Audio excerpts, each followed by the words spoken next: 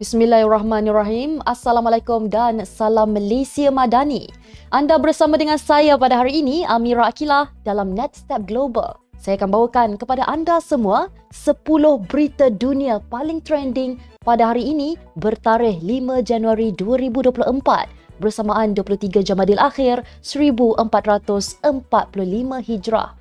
Dan sebelum itu, jangan lupa untuk subscribe YouTube NetStep TV dan follow Facebook NetStep Malaysia.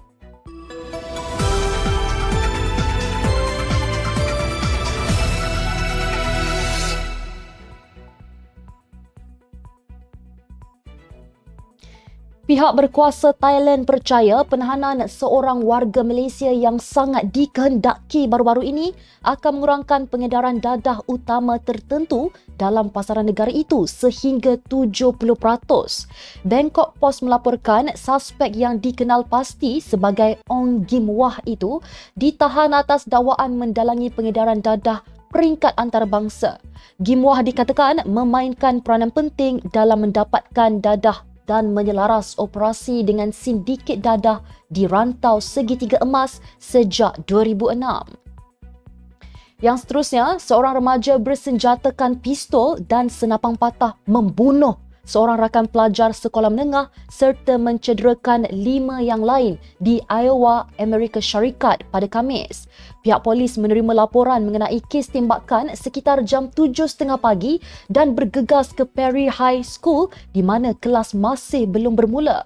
Menurut penolong pengarah Jabatan Siasatan Jenayah Iowa Mitch Movet, mangsa yang maut adalah pelajar grade 6, bermakna mungkin berusia 11 atau 12 tahun dan berkemungkinan besar berada awal di sekolah bagi program sarapan. Bagi berita yang seterusnya, sekurang-kurangnya 24 orang cedera selepas 2 kereta api bawah tanah New York bertembung semalam. Insiden itu turut mengakibatkan gangguan komuter di bandaraya itu. Puluhan kenderaan polis dan bomba dikejarkan ke kawasan itu untuk membantu ratusan penumpang yang terjejas, manakala orang ramai mencari laluan alternatif kerana 3 laluan kereta api bawah tanah mengalami gangguan yang sangat teruk. Pihak berkuasa Indonesia melaporkan 3 mangsa maut dan 28 orang cedera apabila kereta api komuter berlanggar di Cicalengka, Jawa Barat, Indonesia, lapor Kompas TV. Rakaman video oleh stesen televisyen Metro TV dan Kompas TV menunjukkan beberapa gerabak tergelincir manakala penumpang yang cedera sedang dibantu keluar dari gerabak berkenaan. Jurucakap operator kereta api PT KAI, Ayin Hanepi berkata, kemalangan berlaku sekitar jam 6.03 pagi waktu tempatan dekat sawah padi di Cicalengka di Jawa Barat, Indonesia. Daesh mengaku bertanggungjawab serangan bom di Iran. Kumpulan militan Daesh mengaku bertanggungjawab atas 2 letupan di Iran yang mengorbankan hampir 100 orang dan mencederakan ramai lagi pada upacara peringatan kepada Komander Tertinggi Qasim Soleimani. Dalam satu kenyataan yang disiarkan di saluran Telegram sekutunya, kumpulan itu berkata, 2 anggota Daesh meletupkan tali pinggang dengan bahan letupan di khalayak umum yang berkumpul di tanah perkuburan di Bandar Kerman, Tenggara Iran ketika ulang tahun keempat kematian Qasim Rabu lalu. Naib Presiden pertama Iran, Muhammad Mokhber berkata, letupan berkembar itu turut mencederakan 284 orang termasuk wanita dan kanak-kanak. Baik, bagi berita dunia yang ke-6 pada hari ini, puluhan ribu doktor muda di England memulakan mogok 6 hari berhubung pertikaian gaji pada Rabu, tindakan perindustrian paling lama dalam sejarah 75 tahun perkhidmatan kesihatan kebangsaan. Dan dalam satu kenyataan, pengerusi bersama jawatan kuasa doktor muda Persatuan Perubatan British, Robert Lawrenson dan Vivek Trivedi berkata, mereka memerlukan tawaran yang boleh dipercayai untuk dikemukakan kepada ahli bagi menghentikan mogok itu. Menurut pengerusi bersama itu, pengurangan gaji selama 15 tahun menyebabkan pemotongan gaji sebanyak 26% dalam nilai sebenar untuk golongan pekerja yang semakin diabaikan dan terlebih beban.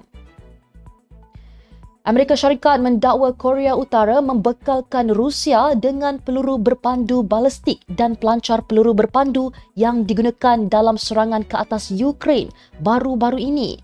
Jurucakap Rumah Putih berkata, Rusia juga sedang cuba mendapatkan peluru berpandu daripada sekutunya, Iran, berikutan kehabisan senjata dalam pencerobohan Presiden Vladimir Putin ke atas Ukraine selama hampir 2 tahun. Peluru berpandu yang dibekalkan Pyongyang dengan jarak kira-kira 900 km dilancarkan Rusia melalui 2 serangan ke atas Ukraine dalam tempoh seminggu lalu, kata jurucakap Majlis Keselamatan Negara John Kirby. Hospital di 4 negeri di Amerika Syarikat mewajibkan pemakaian pelitup muka semula di tengah-tengah peningkatan kes COVID-19, selsema bermusim dan penyakit pernafasan lain. Kemudahan penjagaan kesihatan di New York, California, Illinois dan Massachusetts sudah mewajibkan pelitup muka dalam kalangan pesakit dan pembekal.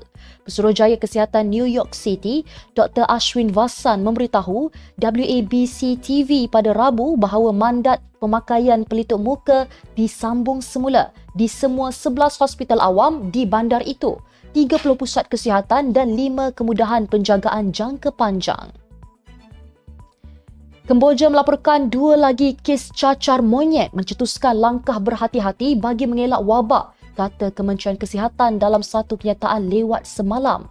Virus cacar monyet boleh disebarkan dari individu ke individu melalui semua bentuk hubungan seksual dengan individu yang menghidapi cacar monyet dan melalui sentuhan langsung dengan luka, cecair badan, air liur dan peralatan yang tercemar dengan virus itu, kata kementerian berkenaan. Ia menambah bahawa virus cacar monyet boleh disebarkan daripada ibu kepada anak melalui tali pusat semasa atau selepas kelahiran jika wanita hamil menghidap cacar monyet. Dan bagi berita dunia yang terakhir pada hari ini, Glynis Jones, pelakon Britain bersuara serak yang terkenal dengan peranannya dalam filem musical filem blockbuster tahun 1964, Mary Poppins, meninggal dunia pada usia 100 tahun. Jones merupakan pelakon veteran filem dan pentas, pernah memenangi anugerah Tony pada tahun 1973 untuk peranannya dalam filem musical Stephen Sondheim, A Little Night Music. Menurut pengurusnya, Mitch Clem, Jones meninggal dunia akibat sakit tua di rumahnya di Los Angeles. Baiklah, itu sahaja. Sekian Netstep Global hari ini. Jangan lupa bersama saya setiap hari pada waktu yang sama untuk ikuti 10 berita dunia paling trending hanya di Netstep Global. Follow Facebook Netstep Malaysia dan subscribe YouTube Netstep TV. Netstep Malaysia menjangkau informasi, mengorak inspirasi. Saya Amira Akilah. Assalamualaikum dan salam sejahtera.